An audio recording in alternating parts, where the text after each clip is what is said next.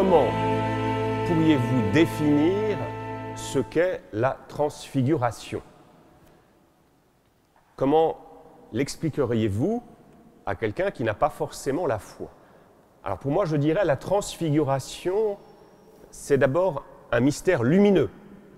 Vous savez que depuis le pape François, dans notre rosaire, il y a de nouveaux mystères, les mystères lumineux, dont fait partie bien sûr la transfiguration, qui est ce mystère de lumière. Donc c'est un événement lumineux où quelque chose de Jésus va se révéler aux disciples. Souvent, jusqu'à présent, nos disciples ont connu Jésus sous son visage d'homme. Vous savez que Jésus, c'est le cœur de la foi chrétienne, a deux natures, la nature humaine et la nature divine. Et jusqu'à présent, eh bien, nos disciples ont surtout découvert Jésus au travers de son visage d'homme. Avec les paroissiens, nous sommes en train de regarder la série The Chosen. Si vous ne l'avez pas vue, je vous invite à la regarder. Elle est disponible gratuitement, au moins pour la première saison, sur Internet. Et là, on voit vraiment un Jésus pleinement homme.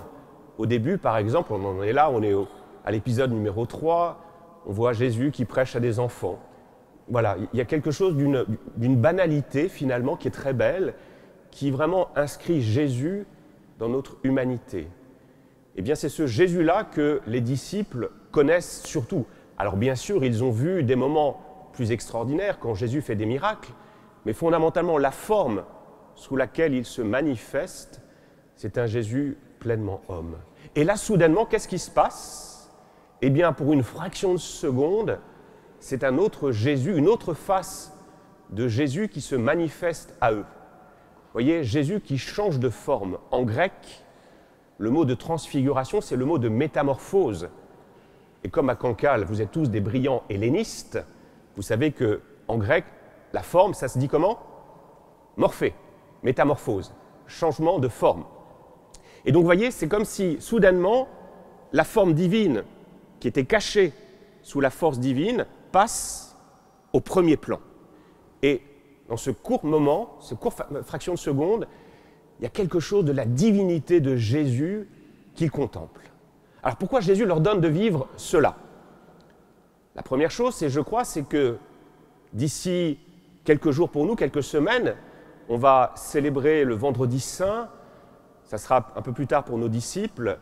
Eh bien, Jésus va aussi apparaître à leurs yeux. Ce seront les mêmes personnages que ceux que nous retrouvons aujourd'hui sur une autre montagne, non pas le mont Tabor, mais le mont des Oliviers. Et Jésus, là, aura un tout autre visage. Quel sera ce visage de Jésus? On peut le deviner en regardant cette croix qui est dans le cœur de notre Église. Un visage tuméfié, un visage plein de sang. Est-ce qu'il sera facile alors de reconnaître le visage d'un Dieu au travers de ce visage tuméfié? Eh bien non. Peut-être qu'à partir de là, nos disciples vivent ce moment de transfiguration pour que, quand ils vivront des moments plus rudes, des moments plus difficiles, ils aient encore à l'esprit, dans leur mémoire, ce souvenir de ce Jésus transfiguré. Vous voyez, je crois qu'on a là quelque chose de très intéressant. Qu'est-ce que c'est que la foi? C'est être fidèle dans les ténèbres à ce que l'on a vu dans la lumière. Ponctuellement, dans notre vie de foi, nous vivons des moments de transfiguration où Dieu se donne à nous avec une évidence remarquable. Et donc il s'agit de goûter ces moments, ne pas nous y installer, comme le voudrait l'apôtre Pierre en dressant 3 tentes. Il voudrait qu'il s'installe toujours dans l'exceptionnel. Or, le propre de l'exceptionnel, c'est quoi? C'est qu'il est exceptionnel. Si tous les dimanches, on est dans l'exceptionnel, eh bien, on va s'y habituer et on va demander toujours plus. On a vu cela, par exemple, dans les églises évangéliques en Angleterre, qui commencent tout doucement à décroître. Quand on guérit tous les dimanches, le dimanche suivant, on veut plus. Vous voyez, donc, descendre de la montagne et dans l'obscurité, dans les moments plus rudes, se rappeler, on dit, ah oui, rappelle-toi ce beau moment où la foi s'était donnée à toi sous cette évidence, où tu as senti physiquement une émotion, une chaleur, et vivre comme cela de ces temps forts que nous croisons au cours de notre vie chrétienne. voyez, c'est cela la transfiguration. Cette force que donne Jésus à ses disciples pour que quand la face humaine tuméfiée de Jésus leur sera donnée à voir, ils puissent continuer à avoir cette espérance, continuer à avancer, être fidèles dans les ténèbres à ce que l'on a vu dans la lumière. C'est ça la transfiguration. Et pour notre disciple, la présence aussi d'Élie et de Moïse rajoute quelque chose. Mettons-nous à la place de nos disciples. On est juifs et tous les textes que nous avons pour nourrir notre foi, ce sont les textes de l'Ancien Testament. Pour eux, il n'y a que cela. Pour les Juifs, il n'y a que cette Bible-là. Et donc là, Moïse et Élie représentent tout l'Ancien Testament. Moïse, c'est la Torah. Élie, c'est la figure des prophètes, Nevi'im en hébreu. Et vous voyez donc, en voyant à la fois Élie et Moïse, nos disciples comprennent quoi?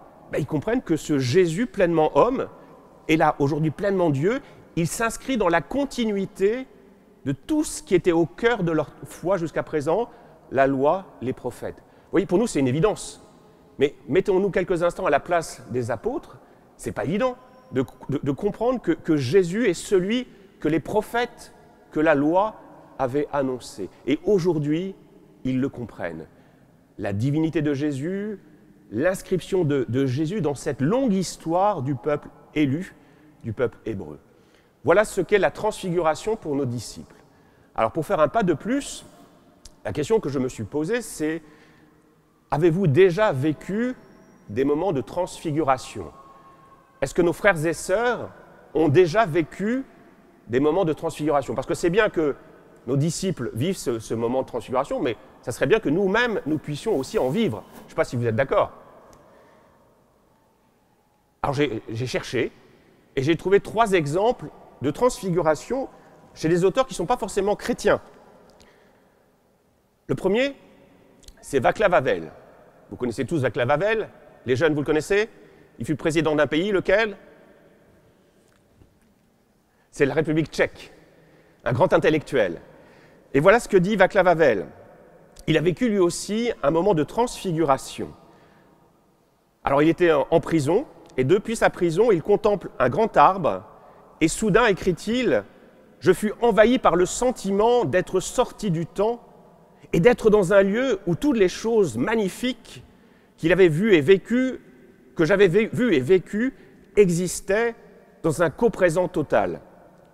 J'étais alors inondé d'un sentiment de bonheur et d'harmonie suprême. » Vous voyez, on va transposer pour nous à Cancale. Vous êtes à la plage du Guesclin ou à la plage du Verger. Il y a une lumière soudain qui se met à briller et vous sentez une présence, quelque chose qui vous saisit sur le moment, la beauté du paysage.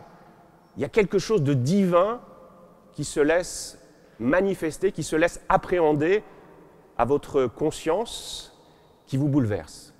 Alors quand on est à Cancale et à Saint-Coulon, je pense qu'on a cette grâce de vivre souvent cela, devant la beauté de la nature. Donc ça, c'est une forme de transfiguration. Un autre exemple que j'emprunte cette fois-ci à la musique, c'est Leonard Bernstein.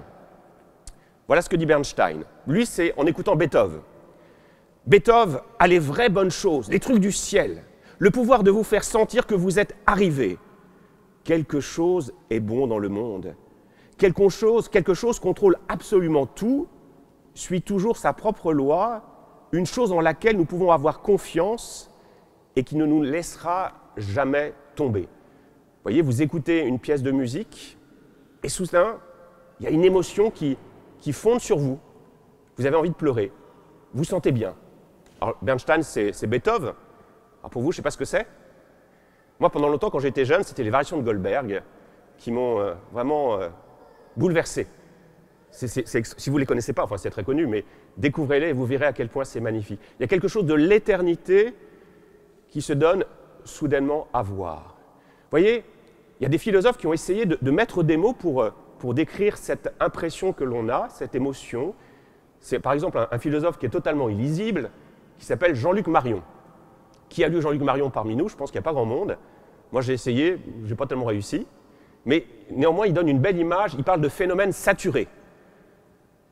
Qu'est-ce que c'est quand une image est saturée ou quand un son est saturé? J'espère que ce n'est pas le cas d'ailleurs pour la nouvelle sono, que le son n'est pas saturé.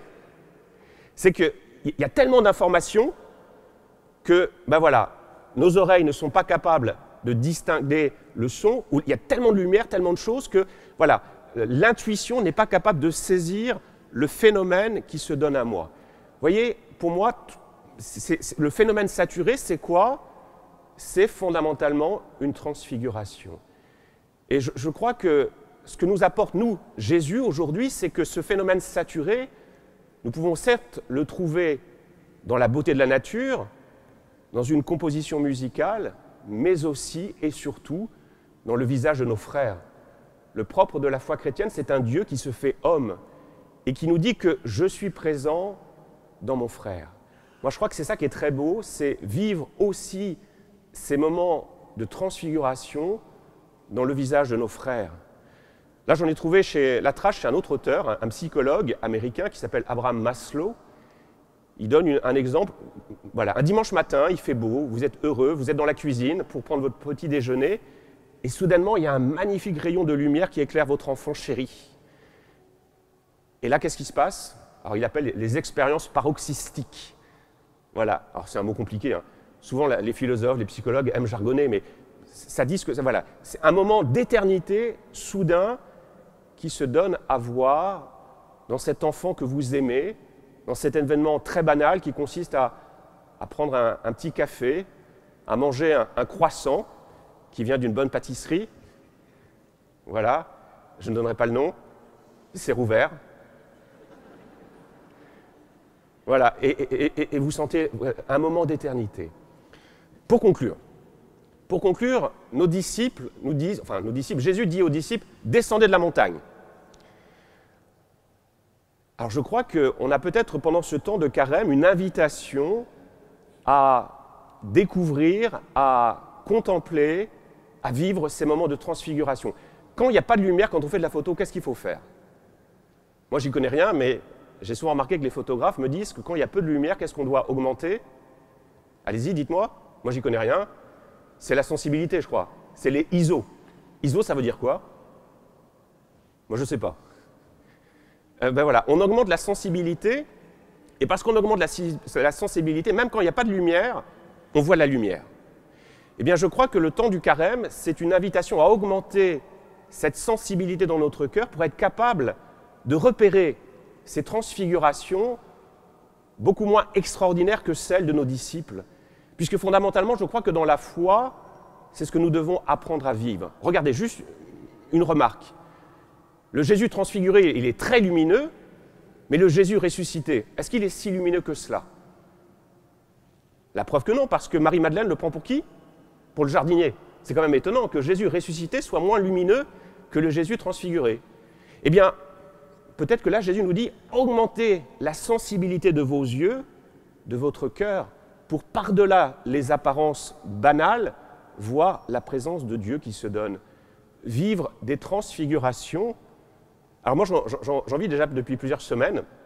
Il y a Donatien qui est juste là, qui lit sa feuille de messe, parce que moi je l'ennuie profondément. Il a raison d'ailleurs. Mais ça fait très longtemps qu'il attend d'être servant. Et depuis 3 semaines ou 4 semaines, il est servant. Alors je ne sais pas si vous avez remarqué, mais depuis 3 ou 4 semaines, dès qu'il est là, il a un sourire merveilleux. Voilà, comme il sourit. Et pour moi, c'est quelque chose qui me met sur le chemin de la transfiguration, cette joie toute simple qu'il a d'être au service. J'ai augmenté suffisamment la sensibilité de mon cœur, tous ces efforts de carême sont là pour augmenter ma sensibilité, comme pour un appareil photo, pour repérer ces scènes de transfiguration. Hier, j'avais le baptême du petit Léon, 3 ans. Il y avait sa bonne amie de classe qui était là, Léontine. On était à la chapelle du Verger et Léontine s'est cognée le genou dans la chaise devant elle. Aussitôt, elle s'est mise à pleurer. Et qu'est-ce qu'a fait le petit Léon? Il a couru vers Léontine, il l'a pris dans ses bras, il l'a consolée, et puis Léontine a arrêté de pleurer et il est revenu à sa place. Ben, c'est tout simple. Mais pour moi, c'est quelque chose aussi qui me met sur le chemin de la compréhension de ce qu'est la transfiguration. Mais pour cela, qu'est-ce qu'il faut faire? Il faut augmenter la sensibilité de notre regard, de notre cœur. Et tous les efforts de carême que nous faisons, c'est cela, augmenter notre sensibilité pour voir ces manifestations de transfiguration ce Dieu qui se donne à moi dans le visage de mon frère. Alors prions pour que nous ayons ce regard apte à repérer ces transfigurations. Amen.